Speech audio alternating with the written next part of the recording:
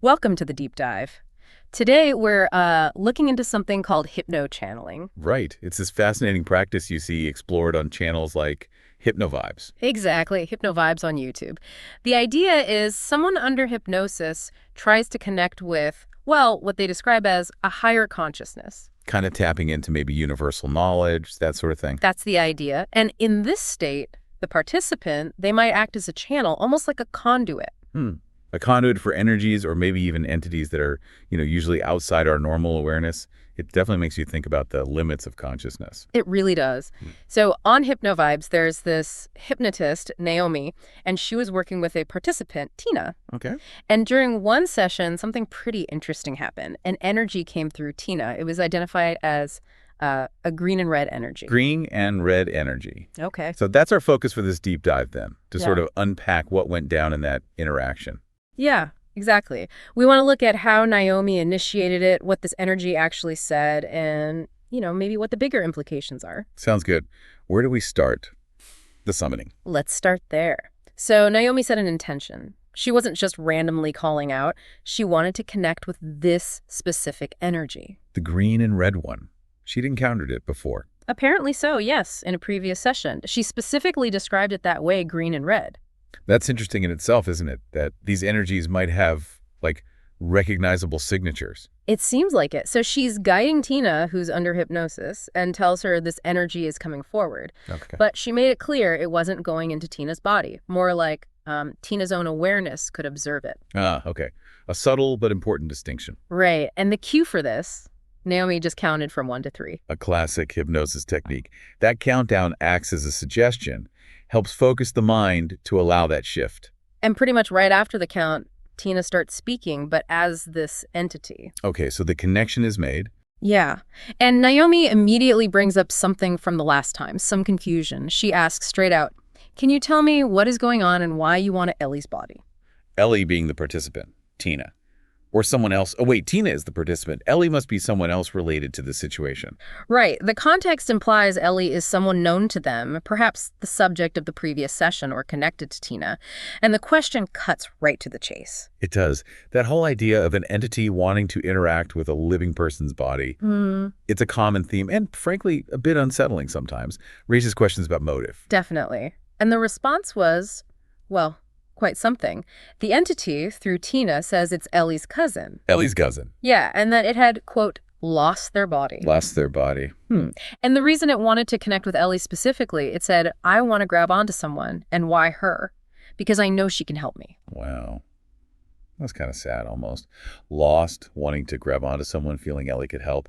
It suggests displacement, maybe confusion, needing connection. Yeah, but Naomi saw it a bit differently from her perspective as the facilitator. How so? She pointed out that the way it had attached itself before had actually scared Ellie. Ah, okay. So the impact wasn't positive. Not entirely, no. And Naomi felt strongly that this entity didn't really belong there, attached like that. She felt it belonged in a much better place in the light. The light. You hear that concept a lot in spiritual circles, near-death experiences. Yeah. This realm of peace, love. Exactly. So Naomi's saying, basically, you're kind of stuck here. This isn't your natural place. Right. So did she ask why it hadn't gone to the light? She did, and the answer was just, because I don't know how to get there. Simple as that.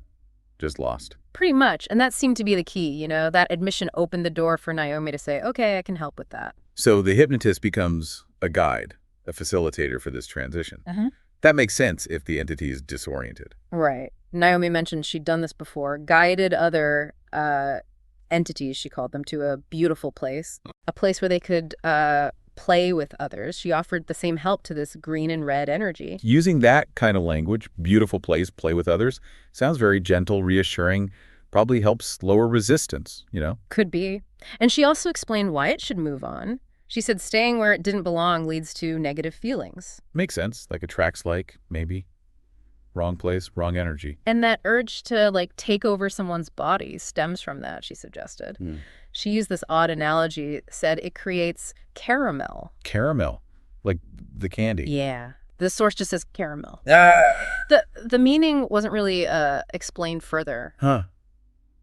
That's weirdly specific. Maybe it means something sticky, like an energetic residue, hard to get rid of. Could be. An entanglement, maybe? Okay. Anyway, the point was, this isn't good for you. Let's find a better spot. Okay, so how did she guide it? She painted a picture, described a park, but like in the clouds. A park in the clouds. Yeah, with a swing, and told the entity it could meet other happy, loving beings there. That's quite vivid imagery. Peaceful, free, maybe even joyful. Totally. And then she did the countdown again, 1 to 3. But this time, directing its awareness to that place, the cloud park. Okay, another focus suggestion. Did it work? Seems like it. The entity, still through Tina, confirmed it was in the cloud. It could see the swing. Wow. But its voice was apparently very quiet now. Quieter. Maybe a shift in energy, or just adjusting to the new environment. Maybe. It also said something strange that Naomi wasn't sure she heard right. Something about lying on a few clowns. Lying on. Clowns. That's odd. Could be a mishearing, or maybe some kind of symbolism we don't get. Hard to say. But then something else happened. The entity reported seeing someone walking towards it. In the cloud park. Yeah. Someone named Ollie. Ollie. Described as beautiful, and also another aspect of her. Another aspect. Like a higher self, or part of its soul group, maybe. That's fascinating. Often hear about guide figures appearing in these transitions. Right, and Naomi immediately suggested Ollie would welcome it, guide it there. Building that trust. Exactly. She encouraged the entity to trust Ollie, told it Ollie would make sure it stayed somewhere loving. She also apparently let Tina, the participant, know what was going on, kept her in the loop. Good practice. Keeping the channel grounded, too. Yeah. Then the entity actually asked if it could stay with Ollie for a bit longer. Oh. Like it wasn't ready to be totally alone yet. Seems like it. Just wanted more time until it felt comfortable, and Naomi agreed. That feels right. Compassionate. But she also added something important, that eventually the entity needed to grow and evolve on its own. So encouraging independence, too. It's a balance, isn't it? Support, but also fostering self-sufficiency, not creating dependency. Seems like it. And that was pretty much the end of the interaction. Naomi said she was happy for it, sent love and lights. Common closing in these circles. And said goodbye. After that, the recording apparently has a long silence. That silence often signifies something, doesn't it? Like a completion, a sense of peace, maybe after the energy has moved on. Yeah, suggests a real shift occurred. So just to wrap up what we saw here. Okay. We had this hypno-channeling session. A specific energy, green and red, identified itself as Ellie's cousin, right, who felt lost after losing its body and had attached to Ellie. And Naomi, the hypnotist, she skillfully guided this entity away from that attachment. Towards this park in the cloud, this better place, with help from another figure, Ollie. Exactly. It's quite a story. It really is. And it just opens up so many questions for you, doesn't it? Like, what does this suggest about consciousness? Can it exist without a body? Are there other realms, other dimensions, that we just don't normally perceive? And what about interaction? How is communication like this even possible? It really pushes the boundaries of what we think we know. Absolutely. If you found this whole thing intriguing, the source material is from the HypnoVibes YouTube channel. Definitely worth checking out if you want to see more. Yeah, lots of sessions there. And for anyone wanting to explore raising their own consciousness, the hypnotist, Naomi Zhu, also has that book series. Oh, right. The Next Level You. You can find those on Amazon. Ultimately, accounts like these, they offer these glimpses, these fascinating possibilities beyond our everyday reality. Food for thought, definitely. A lot to think about. Well, thanks for taking this deep dive with us. Until next time. If I summon this energy, and Tina's awareness will be able to have a conversation with this entity and for me to ask questions. So now I like to summon this spirit that came through the session from yesterday. So this energy, I think your green and red energy, so you can just come to the front. So Tina's awareness will be able to observe you, and then I will be able to have a conversation with you. And yes, you can use Tina's voice. So when I count to 3, you'll be here. 1, coming through, not to this body, but come to the front. So Tina can feel you. 2, almost here. And 3. Hello. Yes. I know you're using Tina's voice to talk with me. And I couldn't really figure out what you are yesterday. And can you tell me what is going on and why you went to Ellie's body? I'm trying to restrain her. Okay, but why? She stops what she's doing. What she's doing that does not make you feel happy. What is that? I want her to play with me. But the way you got to her body, it does not look like you are really something that make her feel good. And you are kind of got to her body and you are very sticky and you're all over her body. So what is the relationship between you and her? I'm her cousin. Her cousin? Yes. Ah, so you lost your body. Yeah. I want to grab onto someone. And why her? Because I know she can help me. But the way you did it, I don't think she wants you at all. You made her feel very frightened. And I like to help you, actually. I think you are not supposed to be here. You're supposed to be in a much better place, in the light. Why did not you go? Because I don't know how to get there? And do you want me to help you? I did this before, and I sent them to a beautiful place, and they also can play with others. Do you want that?